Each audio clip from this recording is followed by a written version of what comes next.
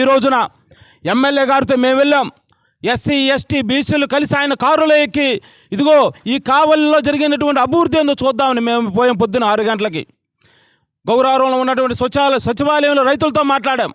మేము ఉన్నాం సాక్షిగా. అలాగే షిప్పింగ్ యార్డ్కి వెళ్ళాం.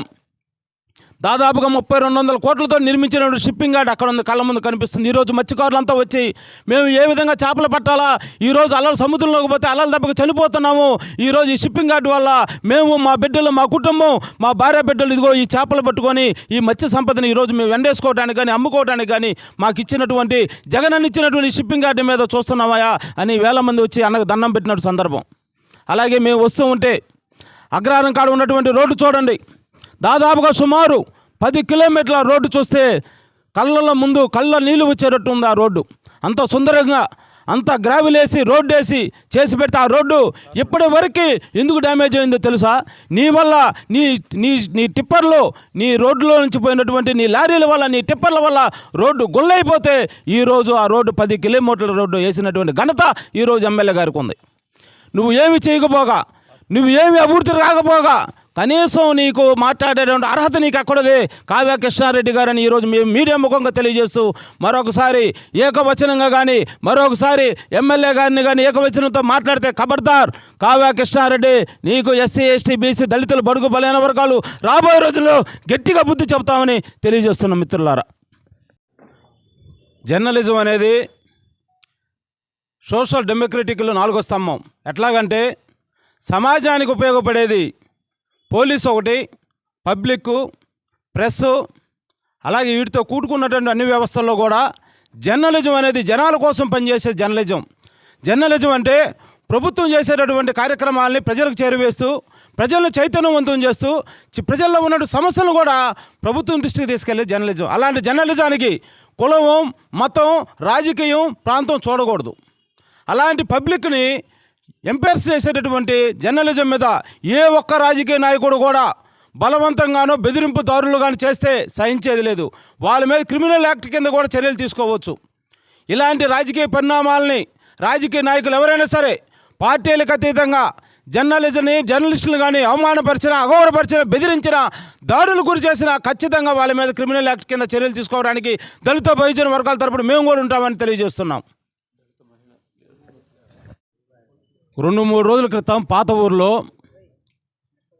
క్వారీ కృష్ణారెడ్డి ఆలియాస్ కంకర్ కృష్ణారెడ్డి, ఇంకా మీకు చాలా పేర్లు ఉన్నాయి, కావ్య కృష్ణారెడ్డి చాలా పేర్లు ఉన్నటువంటి ఒక వ్యక్తి పాతూరి సభలో, జనాలు లేని సభలో ఎమ్మెల్యే గారి పేరు మీద ఏకవచనంతో మాట్లాడుతూ పేరు పెట్టి పిలుస్తూ నా సంగతి నీకు తెలియదు, నేనేంటో చూపిస్తా, మీ అంతు తేరుస్తా, అహంకారపూరితమైనటువంటి మాటలు మాట్లాడటం మనందరం చూసాం. ప్రజలారా, నాకు తెలిసి గత 10 సంవత్సరాల క్రితం నుంచి కూడా ఇప్పటి వరకు కూడా ప్రజెంట్ ఉన్నటువంటి ఎమ్మెల్యే ప్రతాప్ కుమార్ రెడ్డి గారు ఎంతో సౌమ్యంగా గౌరవంగా ప్రజలతో మమేకం అయిపోతుంటే నిన్నగాక మొన్న పేరు అనౌన్స్మెంట్ చేసుకొని అతను పాతూరు ఒక సభలో ప్రజల్ని భయపెడుతూ ప్రజాప్రతిని అవమానపరుస్తున్నటువంటి కావ్య కృష్ణారెడ్డి గురించి, ఆలియాస్ కంకర్ కృష్ణారెడ్డి గురించి మరియు క్వారీ కృష్ణారెడ్డి గురించి 2-3 విషయాలు తెలుసుకుందాం. ఇతను జేబీ కాలేజీలో లెక్చరర్గా పనిచేస్తూ తర్వాత అన్నవరానికి గట్టుపల్లికి చెందినటువంటి ఒక సర్వే నెంబర్లో అతనికి చెందినటువంటి 9 ఎకరాల స్థలంలో మైనింగ్ తీసుకోవడానికి పర్మిషన్ వచ్చింది. అయితే ఆయన ఉన్నటువంటి స్థలాన్ని వదిలి ఆయన స్థలంలో పెట్రోల్ బొంగు పెట్టుకొని పక్క స్థలం మీద కబ్జా చేసి సుమారుగా 100 ఎకరాల పైన 200 అడుగుల లోతులో మైనింగ్ తీసి రాళ్ళు అమ్ముకొని ఆ రాళ్ళని టిప్పర్ల మీద తీసుకెళ్తూ అర్ధరాత్రి అపరాత్రి అని తెలియకుండా కావలి నడుబొడ్డున టౌన్లో ఉదయగిరి బ్రిడ్జి మీద పోతుంటే అతి వేగంగా పోతుంటే ఎంతోమంది ఆ టిప్పర్ల కింద పెట్టి చనిపోయిన సంఘటనలు ఉన్నాయి. మిత్రులారా, వాళ్ళు టీచర్ల, సామాన్య ప్రజల మీ అందరికీ తెలుసు. పట్టపగులే ఆ టిప్పర్ల కింద పడి ఛిద్రమైనటువంటి ఆ కుటుంబాలు ఎన్నో ఉన్నాయి. అంతేకాకుండా అక్రమంగా సుమారు 100 ఎకరాల అక్రమంగా మైనింగ్ని అడ్డం పెట్టుకొని మాఫియా డాని కేజీఎఫ్ సినిమాలో చూసాం. కానీ ఈ అన్నవరం గట్టుపల్లికి చెందినటువంటి 100 ఎకరాల్లో కేజీఎఫ్ డూపులాగా క్వారీ కృష్ణారెడ్డిని చూసాం. అతని కావ్య కంటే క్వారీ కృష్ణారెడ్డి అయితే పేరు బాగుంటుందని మేము అనుకుంటున్నాం. ఎందుకంటే కావలి ప్రజలు అనుకుంటున్నారు. కంకరతోటి క్వారీతోటి ఎన్నో అక్రమంగా మైనింగులు 100 ఎకరాల స్థలాన్ని కబ్జా చేసి దానికి జియాలజీలను పర్మిషన్ తీసుకోకుండా, అనుమతులు తీసుకోకుండా కరెంటు బిల్లులు సుమారుగా 10 కోట్ల రూపాయలు నువ్వు కట్టావంటే ఏ విధంగా కట్టావు? అంతేకాకుండా దాని మీద వచ్చినటువంటి ప్రభుత్వ మైనింగ్ అధికారులు దాని మీద నిజ నిర్ధారణ కమిటీ వేసి దాని మీద సీజ్ చేస్తే సుమారు 142 కోట్ల రూపాయలు నువ్వు కట్టలేదా? అలాగే ఆ యొక్క క్వారీలో ఎంతోమంది ఎస్సీ ఎస్టీ భూముల్ని నువ్వు అక్రమంగా ఆక్యుపై చేసుకొని వాళ్ళని బెదిరించి, అక్కడ ఉన్నటువంటి ఎస్సీ ఎస్టీ బీసీలను బెదిరించి వాళ్ళని నువ్వు అడ్డు తొలగించుకోవాలని చూసుకోలేదా? మిత్రులారా, ఇది కావలి ప్రజలు కళ్ళు తెరిచి చూడాల్సినటువంటి అవసరం ఎంతైనా ఉంది. ఎందుకంటే ఇంతవరకు ఈ కావలి పట్టణంలో ఎమ్మెల్యే గారిని పేరు పెట్టి పిలిచినటువంటి వ్యక్తులు లేరు. ఎందుకంటే ఆయన సౌమ్యుడు, ఆయన పేద ప్రజలు ఇంటికి వస్తే అన్నం పెట్టి పంపించేటటువంటి వ్యక్తి.